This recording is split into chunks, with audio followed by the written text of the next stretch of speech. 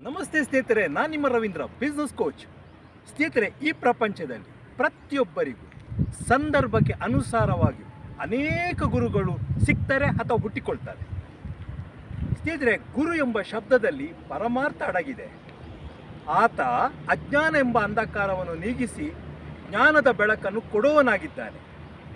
ಆತ ಅದ್ವಿತೀಯ ಸಾಧನೆಯಲ್ಲಿ ಆಳವಾದ ಅನುಭವವನ್ನು ಹೊಂದಿ ಆ ಅನುಭವವನ್ನು ತನ್ನ ಶಿಷ್ಯಂದಿರಿಗೆ ಅವರ ಸಕ್ಸಸ್ಸಿಗೆ ದಾರೆ ಎರೆಯುವ ಶಕ್ತಿ ಸ್ವರೂಪವೇ ಗುರು. ನಮಗೆ ಅಗತ್ಯ ಇರುವ ಅನೇಕ ಕ್ಷೇತ್ರಗಳಲ್ಲಿ ನಾವೇ ಕಲಿಬೇಕು ಅಂತ ಹೊರಟ್ರೆ ಯಾರ ಹೆಲ್ಪ್ ಇಲ್ಲದೆ ಈ ಜೀವನ ಸಾಕಾಗುವುದಿಲ್ಲ.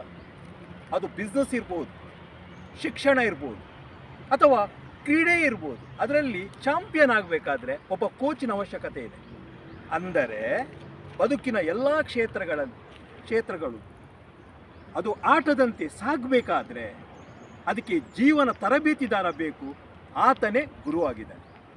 ಸ್ನೇಹಿತರೆ, ರಾಮಕೃಷ್ಣ ಪರಮಹಂಸರು ಒಂದು ಕಡೆ ಹೇಳ್ತಾರೆ, ಗುರು ಇಲ್ಲದೆ ಏನೂ ಇಲ್ಲ ಅಂತಾರೆ. ಉದಾಹರಣೆ ಕೊಡ್ತಾರೆ. ಸಂತ ಕಬೀರದಾಸರಲ್ಲಿ ಒಬ್ಬ ಸಾಧಕ ಈಗ ಪ್ರಶ್ನೆ ಹಾಕ್ತಾನೆ, ಗುರು ಮತ್ತು ದೇವರು ಒಂದೇ ಬಾರಿ ಪ್ರತ್ಯಕ್ಷ ಆದರೆ ಯಾರಿಗೆ ನೀವು ನಮಸ್ಕಾರ ಮಾಡ್ತೀರಿ ಅಂತೇಳಿ. ಕಬೀರದಾಸರು ಹೇಳ್ತಾರೆ, ಗುರುವಿಗೆ. ಯಾಕಂತ ಹೇಳಿದರೆ ಭಗವಂತನ ಬಗ್ಗೆ ಅರಿವು ಮೂಡಿಸಿದವನು ಗುರು, ಗುರುವಿನಿಂದ ಗುರಿ, ಅದರಿಂದ ಗುರುವಿಗೆ ಮೊದಲ ನಮಸ್ಕಾರ ಅಂತ. ಸ್ನೇಹಿತರೆ, ಭಾರತದ ಸನಾತನ ಸಂಸ್ಕೃತಿಯಲ್ಲಿ ಗುರುವನ್ನು ಬ್ರಹ್ಮ ವಿಷ್ಣು ಮಹೇಶ್ವರಿಗೆ ಹೋಲಿಸಲಾಗಿದೆ. ಅವತಾರ ಪುರುಷರಾದ ರಾಮ, ಲಕ್ಷ್ಮಣ, ಕೃಷ್ಣ, ಪಾಂಡವರ ಬದುಕಿನಲ್ಲಿ ಗುರುಗಳಿದ್ದರು. ರಾಮ ಲಕ್ಷ್ಮಣರಿಗೆ ವಿಶಿಷ್ಟ ವಿಶ್ವಾಮಿತ್ರ ಗುರು ಬಂದರೆ, ಶ್ರೀ ಕೃಷ್ಣದೇವರಿಗೆ ಸಂದೀಪ ಗುರುಗಳು, ಆಂಜನೇಯ ಸ್ವಾಮಿಗೆ ಸೂರ್ಯನ ದೇವರು, ಹಾಗೆ ಪಾಂಡವರಿಗೆ ದ್ರೋಣಾಚಾರ್ಯ ಅಂತ ಅದ್ಭುತ ಗುರುಗಳಿದ್ದರು. ಇತಿಹಾಸ ತೆಗೆದು ಈಚೆ ನೋಡಿದಾಗ ಚಂದ್ರಗುಪ್ತ ಮೌರ್ಯರಿಗೆ ಚಾಣಕ್ಯ ಗುರುಗಳು, ಹಾಗೆ ಹಕ್ಕಬುಕ್ಕರಿಗೆ ವಿದ್ಯಾರಣ್ಯ ಗುರುಗಳು, ಶಿವಾಜಿ ಮಹಾರಾಜರಿಗೆ ಸಮರ್ಥ ರಾಮದಾಸರು, ಹಾಗೆ ನಮ್ಮ ಶ್ರೀ ವಿವೇಕಾನಂದ ಸ್ವಾಮಿಯವರಿಗೆ ಸಂತ ರಾಮಕೃಷ್ಣ ಪರಮಹಂಸರ ಸುದೀರ್ಘ ಮಾರ್ಗದರ್ಶನ ಇತ್ತು. ಇವನು ಶಿಷ್ಯರು ಏನು ಕಡಿಮೆ ಆಗಿಲ್ಲ. ಗುರುವಿಗಾಗಿ ಹೆಮ್ಮೆಯಿಂದ ಕಿರುಬೆರಳನ್ನೇ ಕತ್ತರಿಸಿಕೊಟ್ಟ ಏಕಲವ್ಯ, ಗುರುವಿನ ಗದ್ದೆಗೆ ನೀರು ಹೋಗದಾಗಿ ಅಡ್ಡಲಾಗಿ ಮಲಗಿದ ಉದ್ದಾಲಕ, ಗುರುವಿನ ಸಾವಿಗೆ ಕಾರಣವಾದ ಬಗ್ಗೆ ಪ್ರತಿಜ್ಞೆ ತಗೊಂಡ ಅರ್ಜುನ, ಹೀಗೆ ಅತ್ಯುತ್ತಮ ಶಿಷ್ಯವೃಂದಗಳನ್ನು ನೋಡ್ತೇವೆ. ಹಾಗೆ ನಮ್ಮ ಸಂವಿಧಾನ ರಚನೆ ಮಾಡಿದಂಥ ಭೀಮ್ರಾವ್ ಅವರ ಹೆಸರಿನ ಕೊನೆಯಲ್ಲಿ ಅಂಬೇಡ್ಕರ್ ಎನ್ನುವುದು ಒಂದು ಗುರುವಿನ ಹೆಸರಿನ ಒಂದು ಭಾಗ ಆಗಿದೆ. ಸ್ನೇಹಿತರೆ, ನಮ್ಮ ದೇಶದಲ್ಲಿ ಗುರುವಿಗೆ ವಿಶೇಷವಾದ ಸ್ಥಾನ, ಮಾನ, ಗೌರವ ಎಲ್ಲವೂ ಹಾಗೇ ಇದೆ. ಶಿಕ್ಷಕ ವೃತ್ತಿ ಅತ್ಯಂತ ದೊಡ್ಡದು ಎಂಬ ಭಾವನೆ ಜನರಲ್ಲಿದೆ.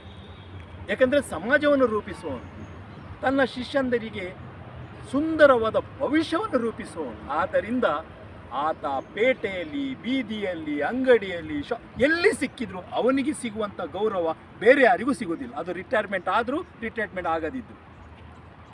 ಅದರಿಂದ ಶಿಕ್ಷಕ ವೃತ್ತಿ ಅನ್ನೋದು ಅತ್ಯಂತ ಶ್ರೇಷ್ಠವಾದದ್ದು, ಅತ್ಯಂತ ಗೌರವಪೂರ್ಣವಾದದ್ದು.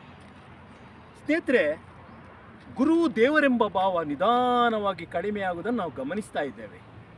ಅದನ್ನು ಅಲ್ಮ ಪ್ರಭು ತಮ್ಮ ವಚನದಲ್ಲಿ ಭಾಳ ಸುಂದರವಾಗಿ ಹೇಳಿದ್ದಾರೆ. ಕೃತಯುಗದಲ್ಲಿ ಗುರು ಶಿಷ್ಯನಿಗೆ ಬಡಿದು ಬುದ್ಧಿ ಹೇಳಿದರೆ, ತ್ರೇತಾಯುಗದಲ್ಲಿ ಬೈದು, ದ್ವಾಪರ ಯುಗದಲ್ಲಿ ಬೆದರಿಸಿ, ಕಲಿಯುಗದಲ್ಲಿ ವಂದಿಸಿ ಪಾಠ ಹೇಳ್ತಾನೆ ಅಂತ ಹೇಳ್ತಾರೆ. ಯಾಕೆ ಇದು ಕಾರಣ? ಸಮಯದ ಪ್ರಭಾವ, ವ್ಯಕ್ತಿಗಳ ಪ್ರಭಾವ, ಮಾಧ್ಯಮ ಮತ್ತು ಕಾನೂನಿಂದಾಗಿ ಈ ಥರ ಆಗಿದೆ. ಫ್ರೆಂಡ್ಸ್, ನಮ್ಮ ಈ ಗುರು ಪರಂಪರೆಯನ್ನು ನೋಡಿದಾಗ ಕೂಡ ಭಾರತ ಇತಿಹಾಸದಲ್ಲಿ ಅದ್ಭುತವಾಗಿದೆ. ಗುರು ಮತ್ತು ಶಿಷ್ಯರ ಸಂಬಂಧ ಸುಮಧುರವಾಗಿ ಮುಂದುವರಿಬೇಕಾದ್ರೆ ಪ್ರತಿಯೊಬ್ಬರು ಗೌರವ ಕೊಡೋದು ಅತ್ಯವಶ್ಯವಾಗಿದೆ.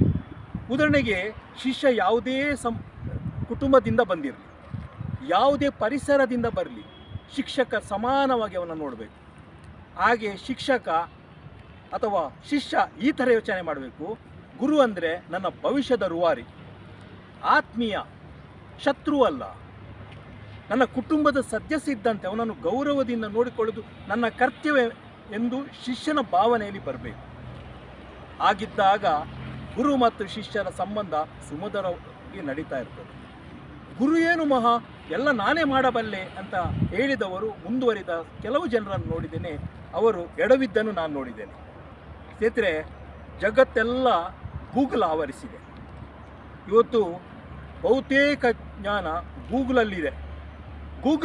ಗೂಗಲ್ನ ಮುಂದೆ ಗುರು ಏನು ಮಹಾ ಅಂತ ಹೇಳುವಂಥ ಜನರೇಷನನ್ನು ನಾನು ನೋಡ್ತಾ ಇದ್ದೇನೆ. ಸ್ನೇಹಿತರೆ, ಗೂಗಲಲ್ಲಿ ಬಹುತೇಕ ಜ್ಞಾನ ಇರ್ಬೋದು, ಇದೆ ಖಂಡಿತ, ಆದರೆ ಅದಕ್ಕೆ ಗುರುವಿನ ಸ್ಥಾನ ಕೊಡೋಕ್ಕಾಗಲ್ಲ. ಯಾಕಂದರೆ ಗೂಗಲ್ ಮೆಡಿಕಲ್ ಶಾಪನ್ನು ದಾರಿ ತೋರಿಸ್ಬೋದು ಅಥವಾ ನಮ್ಮನ್ನು ಅಲ್ಲಿ ಕರ್ಕೊಂಡು ಹೋಗ್ಬೋದು, ಆದರೆ ಮೆಡಿಸಿನ್ ತೆಗೆದುಕೊಡಲಾರದು. ಆದರೆ ಗುರು ಇದು ಎರಡೂ ಕೆಲಸ ಮಾಡಬಲ್ಲ. ನಮ್ಮೆಲ್ಲರ ಬದುಕಿನಲ್ಲಿ ಗುರು ಬೇಕು, ಗುರುವಿನ ಆಶೀರ್ವಾದ ಬೇಕು. ಗುರುವಿನಿಂದ ಸದ್ಗುಣ, ಸಂಪನ್ನ ಎಲ್ಲವೂ ನಮಗೆ ಲಭ್ಯ ಆಗಬೇಕು. ಗುರುವಿನ ಆಶೀರ್ವಾದ ನಿಮಗೆ ಸದಾ ಇರಲಿ ಎಂಬುದು ನನ್ನ ಹಾರೈಕೆ. ಜೈ ಗುರುದೇವ್.